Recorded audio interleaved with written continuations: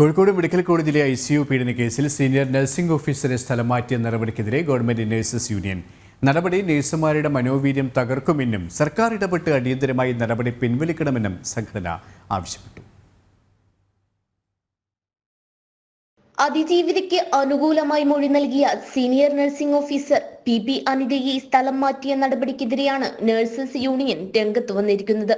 ഇരയ്ക്കൊപ്പം നിൽക്കുകയും തന്റെ ജോലി നിർവഹിക്കുകയും ചെയ്ത ജീവനക്കാരിയെ സ്ഥലം മാറ്റിയ നടപടി അംഗീകരിക്കാനാകില്ലെന്ന് സംഘടന കുറ്റപ്പെടുത്തി. രാഷ്ട്രീയ പ്രേരിതമായ ഇടപെടലാണ് നടന്നിട്ടുള്ളതെന്നും നേതൃത്വം കുറ്റപ്പെടുത്തി.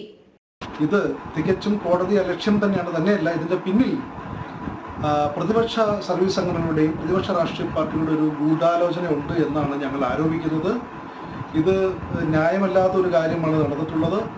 അതീതതയ്ക്ക് വേണ്ട എല്ലാ പിന്തുണയും കൊടുത്ത ആ നേഴ്സിനെ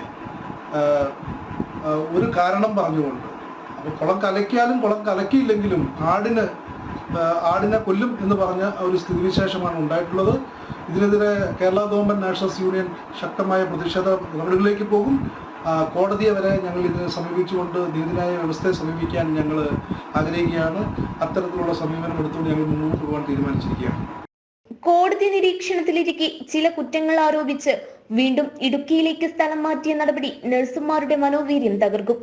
ഭാവിയിൽ അക്രമത്തിനിരയായോ പീഡനത്തിനിരയായോ സ്ത്രീകൾ വരുമ്പോൾ അവരെ സംരക്ഷിക്കാനോ സത്യം തുറന്നു പറയാനോ പറ്റാത്ത മാനസികാവസ്ഥയിലേക്ക് ആരോഗ്യ പ്രവർത്തകരെ എത്തിക്കുമെന്നും മെഡിക്കൽ കോളേജിൽ ചേർന്ന പ്രതിഷേധ യോഗത്തിൽ നഴ്സസ് യൂണിയൻ ജില്ലാ കമ്മിറ്റി ചൂണ്ടിക്കാട്ടി. ഇടപെടൽ ആവശ്യപ്പെട്ട് നേതൃത്വം മെഡിക്കൽ കോളേജ് പ്രിൻസിപ്പാളിന് നിവേദനവും നൽകി.